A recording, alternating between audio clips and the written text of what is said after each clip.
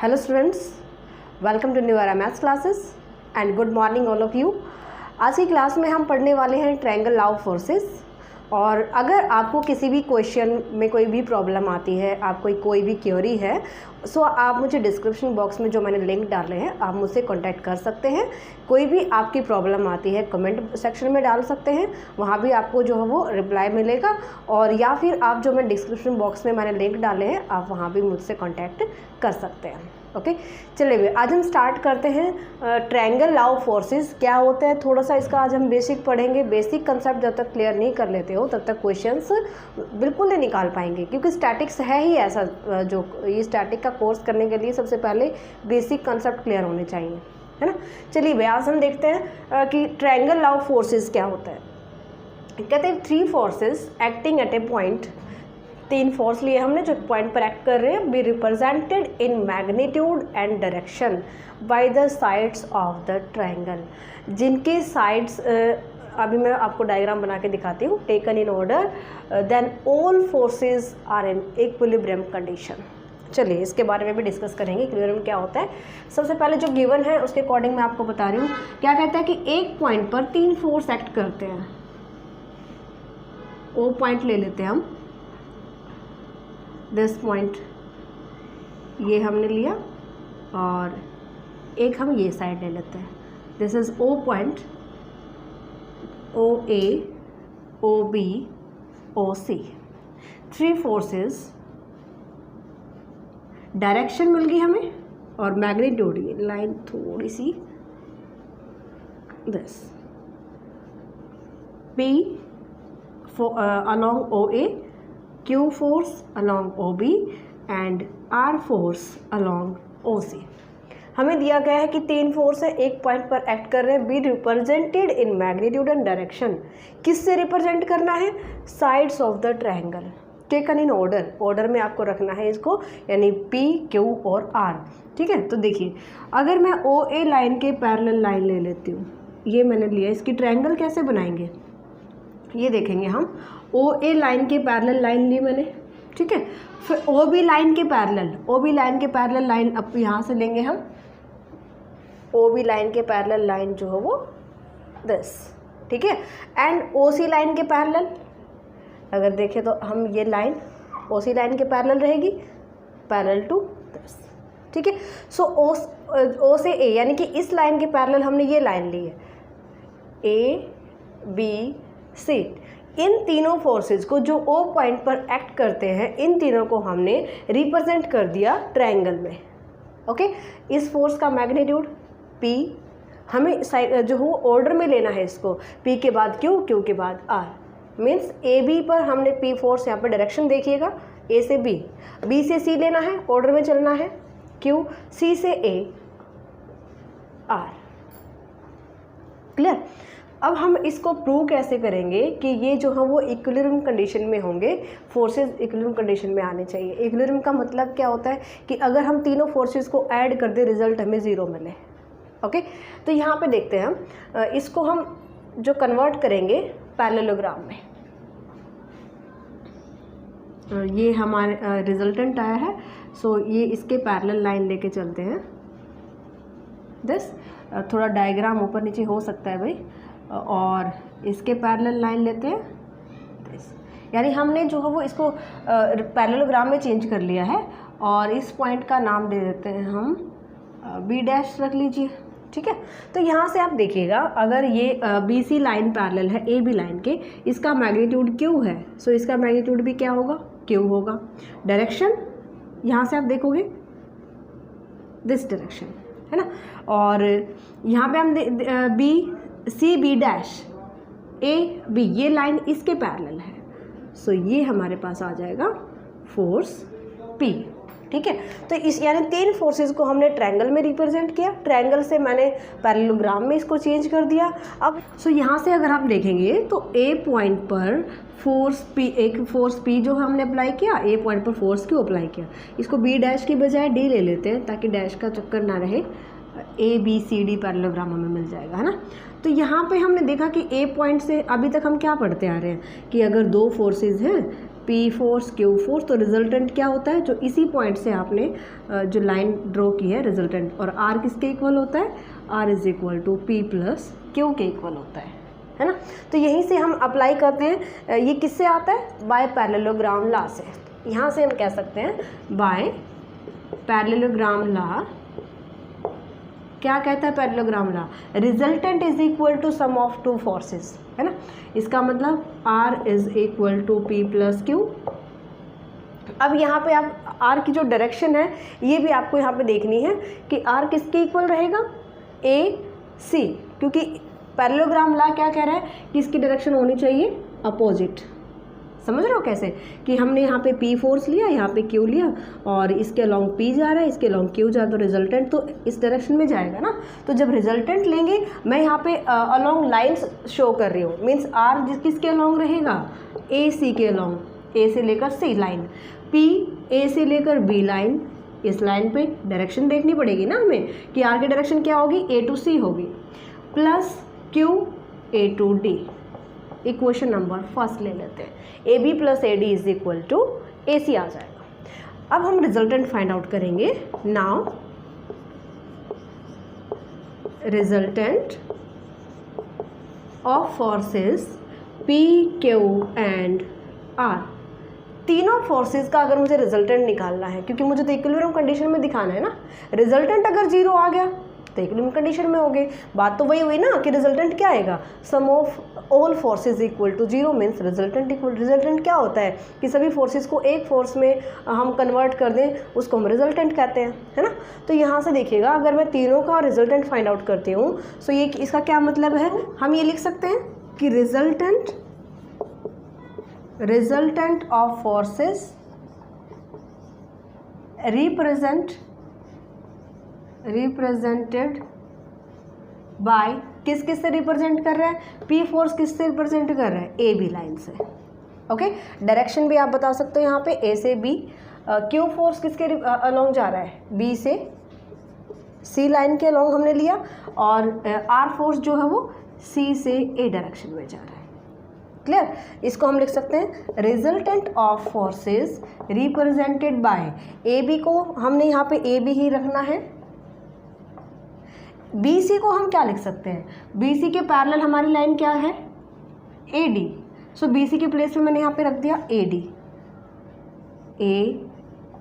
A से D डायरेक्शन, और CA को हम एज इट इज़ रखते हैं। Okay, then resultant of the forces represented by, यहाँ पे जो हमने AB प्लस AD का हमने क्या रिजल्ट निकाला था, इक्वल टू AC आ रहा है। तो यहाँ से हम बताएंगे कि रिजल्टेंट ऑफ द फोर्सेस, यानी इन दोनों को मैंने एक फोर्स में कन्वर्ट कर दिया, क्योंकि मेरे पास दोनों के एडिशन इक्वल टू AC है। तो फर्स्ट इक्वेशन का यूज़ करेंगे, यहाँ से आ जाएगा AC CA को एज इट इज़ रखते हैं। क्लियर, यानी सबसे पहले हमने PQR फोर्स का रिजल्टेंट बताया है, इसका रिजल्टेंट क्या होगा, इसकी जो डायरेक्शन दे रखी है, इनका रिजल्टेंट निकालेंगे तो PQR का निकलेगा। इनको जो डायरेक्शन हमें दे रखी है, BC को हम AD लिख सकते हैं, और AB और AD को एक फोर्स में हमने कन्वर्ट कर दिया AC, ठीक है।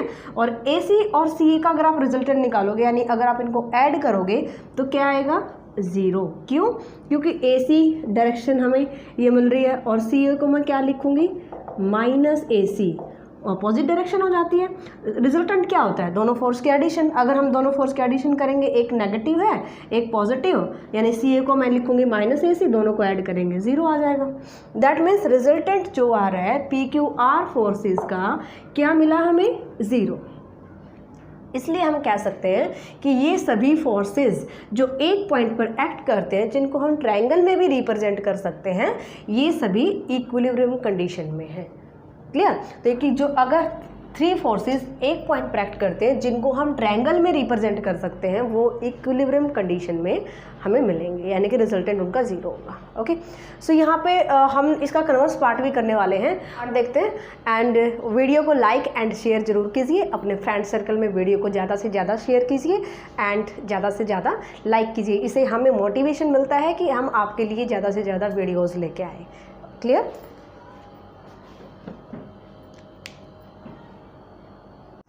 Converse part of the triangle law of forces. Converse part में हमें क्या प्रूव करना है? If three forces acting at a point and be in equilibrium, हमें दिया गया है कि तीन फोर्स एक पॉइंट पर एक्ट करते हैं और वो इक्विलिब्रियम कंडीशन में हैं, they can be represented by the sides taken in order. उनको हम रिप्रेजेंट कर सकते हैं किस में? ऑफ द एनी ट्रायंगल, किसी भी ट्रायंगल में उनको रिप्रेजेंट कर सकते हैं which is drawn so as to have its sides respectively parallel the direction of the forces. हमें ये बताना है, दिया गया है कि वो एक पॉइंट पर एक्ट करते हैं इक्विलिब्रियम कंडीशन में, तो हम ये शो करेंगे कि हम उन फोर्सेस को ट्रायंगल में रिप्रेजेंट कर सकते हैं। कंडीशन ये होनी चाहिए कि ट्रायंगल की साइड्स फोर्सेस के पैरेलल होनी चाहिए। ओके तो यहाँ पे देखते हैं हम डायग्राम से। मैं पहले आपको बताती हूँ। यहाँ पे ओ पॉइंट लिया हमने, अगर मैं थ्री फोर्सेस लेती हूँ दिस एंड दिस, ओ ए, इसके अलॉन्ग मैंने पी फोर्स लिया, इसके अलॉन्ग मैं ले लेती हूँ Q force, O B, and ये मैं ओ डी ले लेती हूँ, इसके अलॉन्ग मैंने लिया आर फोर्स। ठीक है, और हम क्या करते हैं, इसको पैरेललोग्राम में इसको चेंज कर लेते हैं, यानी कि पैरेलल टू दिस लाइन और parallel to this line. Okay right, तो यहाँ से इस पॉइंट को मैंने सी नेम दिया, और ये जो आप देख पा रहे हो ओ से डी, अगर मैं इस लाइन को सी पॉइंट से मीट कर लेती हूँ, सी पॉइंट से मीट करती हूँ, सो ये इसी डायरेक्शन में जा रही है लाइन, है ना। तो यहाँ पे हमें क्या दिख रहा है कि ये लाइन पैरेलल है ओ बी लाइन के, सो इसका मैग्नीट्यूड क्या होगा? क्यू होगा। ठीक है, अब यहाँ से हम देखते हैं भाई, हमें दिया गया है कि फोर्सेस हमारे इक्विलिब्रियम कंडीशन में है। अगर इक्विलिब्रियम कंडीशन में है, इसका मतलब उनका जब हम एडिशन करेंगे हमें रिजल्ट ज़ीरो मिलेगा। ओके सो यहाँ पे हम कंडीशन लेके चलते हैं, since forces are in equilibrium condition,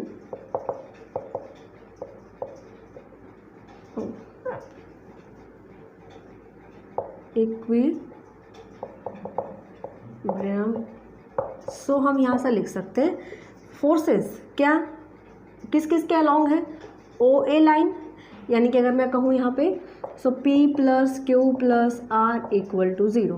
P किसके अलॉन्ग है? ओ ए लाइन के along, plus Q O B line के along, plus R O D line के along equal to zero. First equation ले लेते हैं। ओके अब पैरेललोग्राम लॉ क्या कहता है? बाय पैरेललोग्राम लॉ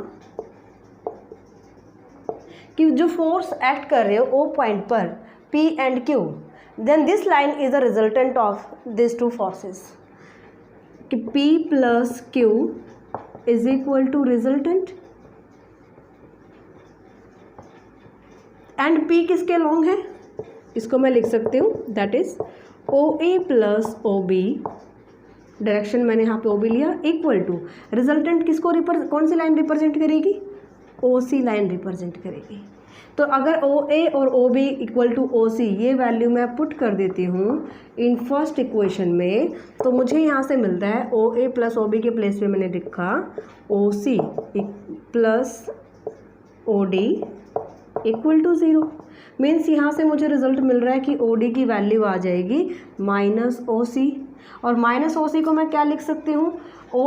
ओ से सी जा रही हूँ तो मुझे नेगेटिव मिल रहा है, इसकी डायरेक्शन पॉजिटिव करने के लिए मैंने इसको सी ओ कर दिया, ऑपोजिट डायरेक्शन ले लिया। तो यहाँ से मुझे रिजल्ट मिल रहा है कि ओ डी किसके इक्वल है? ओ सी के इक्वल है। समझ रहे हो? O D is equal to O C. Clear? अब हमें ये जो बताना है कि इन सभी फोर्सेस को यहाँ पे देखिएगा कि ये फोर्स अगर इसके इक्वल है और ये फोर्स पैरेलल है इसके, तो मैंने इसको क्यू मैग्नीट्यूड दे दिया यहाँ पे, तो ये क्या हो जाएगा यहाँ पे? आर। सो यहाँ पे ट्रायंगल देखिए ओ ए सी ट्रायंगल रिप्रेजेंट कर रही है तीनों फोर्सेस को। भाई पी फोर्स था, क्यू फोर्स यहाँ पे मिल गया मुझे, और यहाँ पे मैंने बता दिया कि जितना ओ डी है उतना ही ओ सी है। ओ सी इसकी डायरेक्शन क्या जाएगी? ओ से सी। क्लियर? सो ये मुझे मिल जाएगा O से C। सबसे पहले हम डायरेक्शन लेके चले थे इधर, ठीक है। तो यहाँ से हमें क्या मिल रहा है कि तीनों फोर्सेस को मैंने ट्रायंगल में रिप्रेजेंट कर दिया। ऑर्डर देख लेते हैं इसका। ऑर्डर हमारा O से A से Q, रेड में देखिएगा, जो रेड में हमारे पास आया है दिस, यानी यहाँ से तो हमने सिर्फ इतना पता लगाया कि ये लाइन इसके इक्वल है। इक्वल है तो हम यहाँ पे मैग्नीट्यूड जो हो वो सेम ले सकते हैं। क्लियर। नाउ हम यहाँ से ये बताएंगे कि तीनों फोर्सेस OA, AC और CO ये ऑर्डर में हमारे पास मिल रहे हैं। That means as OA force,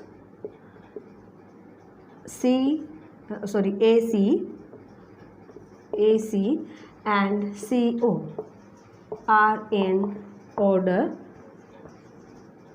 सो यहाँ पे हम बता सकते हैं कि ratio of this P by OA force P equal to Q by AC equal to R by CO।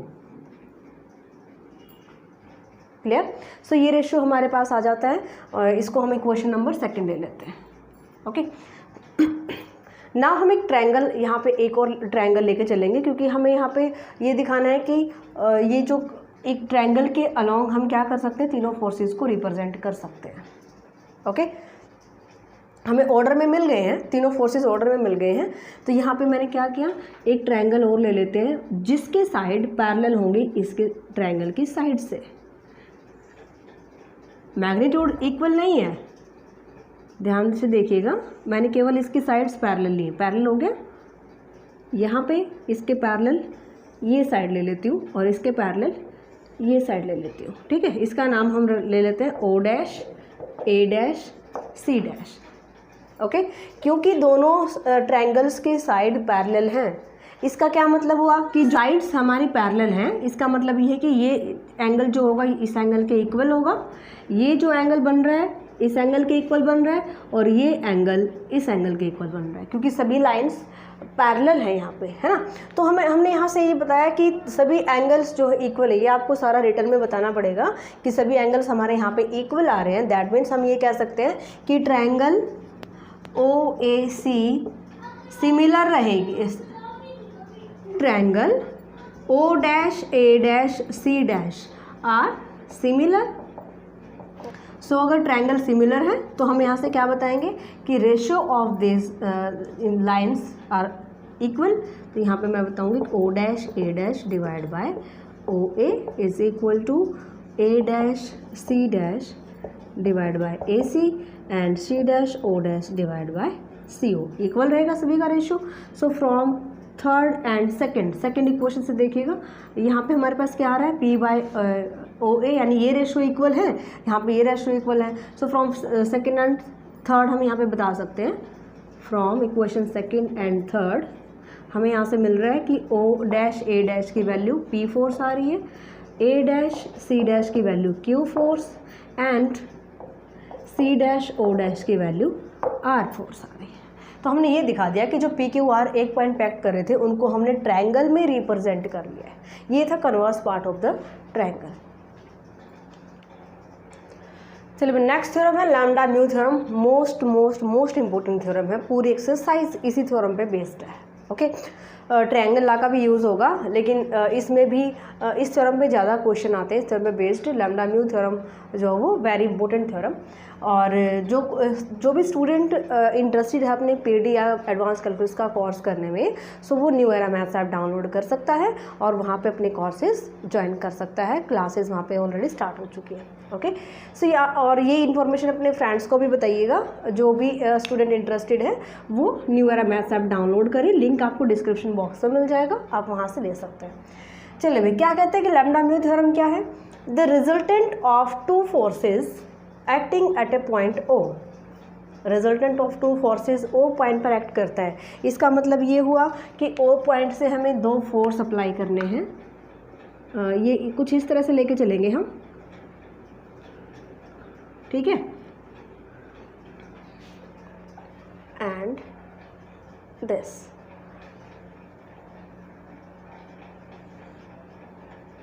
फिर कहते हैं कि इसका रिजल्टेंट, ये मैंने O पॉइंट लिया तो ये इसका रिजल्टेंट हो जाएगा, ठीक है। एंड रिप्रेजेंटेड यहाँ से देखिएगा in the direction point O in the direction O A and O B, यानी कि जो दो फोर्स हमें दिए गए हैं उनकी डायरेक्शन क्या है, O A and O B. ये मैं ओ ए ले लेती हूँ और ये पॉइंट ले लेती हूँ ओ बी। ओके, ए से बी पॉइंट को हमें मीट कर देना है। ये क्यों करना है अभी बताते हैं। रिप्रेजेंटेड इन मैग्नीट्यूड, इनका मैग्नीट्यूड दिया गया है लैम्डा इंटू ओ ए। किसका मैग्नीट्यूड, ओ ए का magnitude, this is lambda into O A. और ओ बी का मैग्नीट्यूड दिया गया है mu into O B is represented by this. ये क्या गिवन है, हम स्टार्टिंग में बात किसकी कर रहे थे, रिजल्टेंट की। कहता है दो फोर्सेस का रिजल्टेंट, बीच में क्या दे दिया, फोर्सेस का मैग्नीट्यूड दे दिया। फिर क्या कहते हैं, is represented by lambda plus mu into O C, यानी ये रिजल्टेंट का मैग्नीट्यूड है। सो ये हमारा क्या है, रिजल्टेंट है। ठीक है, और ये किस, इसका मैग्नीट्यूड हमें क्या दिया गया है, आर के बजाय हमें दिया गया है lambda plus mu into O C. अब C क्या कहाँ से आया, C वो पॉइंट है जब हम ए बी लाइन को मीट करेंगे और C पॉइंट हमें यहाँ पे मिलेगा, यानी कि O से जो लाइन जा रही है, रिजल्टेंट जा रही है, ये ए बी लाइन को जहाँ पे भी कट करेगा ना, मीट करेगा, वो C पॉइंट होगा। ठीक है, हमें एक कंडीशन दी गई है कि such that lambda into C A equal to mu into B C. हमें इसका यूज़ करना है और हमें ये दिखाना है कि इन दोनों फोर्सेस का, ओ ए और ओ बी का रिजल्टेंट हमारा ये आना चाहिए। ये हमें प्रूव करना है। Okay, means O B line और ओ ए लाइन का रिजल्टेंट ओ सी आना चाहिए और इसका ये मैग्नीट्यूड होना चाहिए, ये हमें प्रूव करना है। Clear that. चलिए भाई सॉल्व करते हैं इसको। प्रूफ कैसे करिएगा, छोटा सा प्रूफ है और इसको जो यूज़ है वो ऐसे ही करना है आपको। ओके, सबसे पहले हमें यहाँ पे बताना है कि आपने किस लाइन के अलोंग कौन सा फोर्स लिया है, इनका कितना मैग्नीट्यूड है, रिजल्टेंट क्या है। ओके, ये सभी पॉइंट्स आप लिखिएगा। सी पॉइंट क्या है, जो ए बी लाइन जहाँ पे रिजल्टेंट इसको मीट करता है ना। सो यहाँ पे हम अप्लाई करेंगे ट्रायंगल लॉ ऑफ फोर्सेस। हमारे पास दो ट्रायंगल आती है, इस डायग्राम में आप देख रहे हो ओ ए सी, एक ट्रायंगल हमें यहाँ से मिल रही है। ओके, अब जो सी पॉइंट लिया है इनकी डायरेक्शन भी बताएंगे हम। सी पॉइंट से बी की तरफ जा रहे हैं, सी पॉइंट से ए की तरफ, यानी कि ये इसकी डायरेक्शन है हमारे पास। प्रूफ कैसे करेंगे, हम ट्रायंगल लेके चलते हैं from triangle O A C triangle में by triangle law of forces,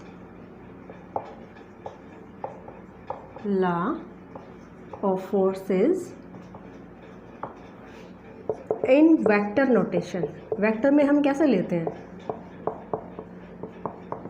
कि जो अपोजिट साइड है वो इक्वल होती है direction of two, sum of two sides जिनकी डायरेक्शन इक्वल होती है, यानी कि ओ ए लाइन किसके इक्वल होगी, ओ सी प्लस सी ए के।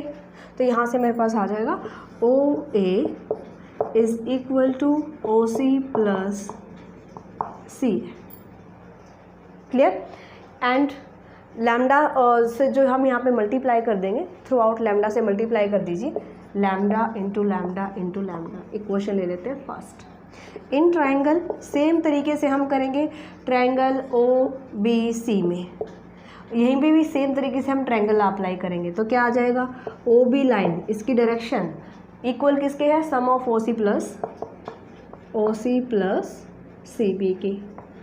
ठीक है, यहाँ पे मुझे क्या चाहिए था, दूसरी लाइन में मुझे म्यू इंटू ओ बी चाहिए, तो इसको हम म्यू से मल्टीप्लाई कर लेते हैं, mu this constant. Equation number second, दोनों को ऐड कर लेते हैं, lambda into O A plus mu into O B is equal to, यहाँ से दोनों को ऐड करेंगे और क्योंकि ओ सी और ओ सी कॉमन आ रहा है, so lambda plus mu into O C plus lambda plus mu into C.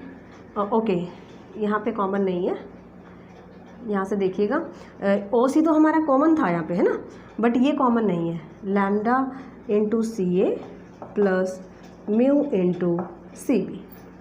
Okay, और यहाँ से देखिएगा म्यू इंटू बी सी की वैल्यू मुझे ये गिवन है। अब बी सी बी किसके इक्वल है, सी बी इक्वल होता है माइनस बी सी, डायरेक्शन उल्टी हो जाती है, सो इसको मैं लिख देती हूँ माइनस बी सी। और म्यू बी सी की वैल्यू क्या गिवन है हमें, इसको हम इक्वेशन नंबर स्टार ले लेते हैं, जो हमें दिया गया है कि ये कंडीशन गिवन है तो हम रिजल्टेंट ये प्रूव करेंगे। तो यहाँ से मैं ले लेती हूँ कि म्यू बी सी की वैल्यू है लैम्डा इंटू सी ए, इसको मैं लिखूँगी यहाँ पे लैम्डा प्लस म्यू ओ C plus lambda into C ए माइनस इसकी वैल्यू यूज़ करें लैम्डा इंटू सी ए, लैम्डा ये कैंसिल हो जाएगा, सो यहाँ से आ रहा है हमारे पास लैम्डा प्लस म्यू ओ सी।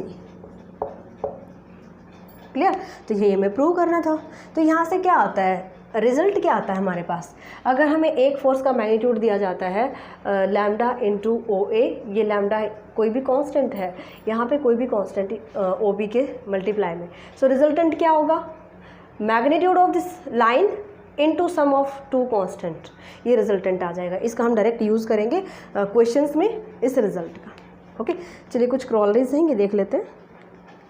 क्रॉलरी देखते हैं हम। अभी हमने देखा कि हम दो फोर्स लेके चल रहे हैं, ए बी लाइन को हमने मीट किया ओ ए बी, और ये जो सी पॉइंट हम यहाँ पे लेते हैं, इसका मैग्नीट्यूड हम लेके चल रहे थे O lambda into O A mu into O B, और ये हमारे पास आया था lambda plus mu into O C. यहाँ पे सी ए और सी बी, ये रिजल्टेंट इनका कब आता है, जब हमें कंडीशन थी lambda into C A equal to था म्यू इंटू बी सी के। ठीक है, सो ये कंडीशन जब गिवन है तभी हम इसके रिजल्टेंट को प्रूव कर पाए थे। ठीक है, तो यहाँ से अगर मैं ये देखूँ कि अगर यहाँ पे हम ये कहें कि लैम्डा और म्यू की वैल्यू अगर मैं 1 पुट कर लेती हूँ, लैम्डा म्यू की वैल्यू मैंने 1 पुट किया, इसका मतलब सी ए इक्वल टू हो जाएगा बी सी, और C A equal to B C आ जाता है, इसका मतलब C is midpoint, C is midpoint of line A B. ठीक है, तो यहाँ से हम बता सकते हैं कि लैम्डा और म्यू की वैल्यू अगर हम 1 ले लेते हैं, अगर इसका उल्टा भी बोल सकते हैं ना कि अगर सी हमें मिड पॉइंट दे दिया जाता है तो रिजल्टेंट क्या आएगा, लैम्डा म्यू की वैल्यू 1 हो जाएगी। ठीक है, तो रिजल्टेंट आ जाएगा ओ सी equal to O A plus O B. सो ये थी आपके पास लैम्डा म्यू थ्योरम, और इसका बेसिक कंसेप्ट हमने आज क्लियर किया है। नेक्स्ट लेक्चर में इसके क्वेश्चंस करेंगे, सो इनको ट्राई कीजिए। मिलते हैं नेक्स्ट लेक्चर में, बाय।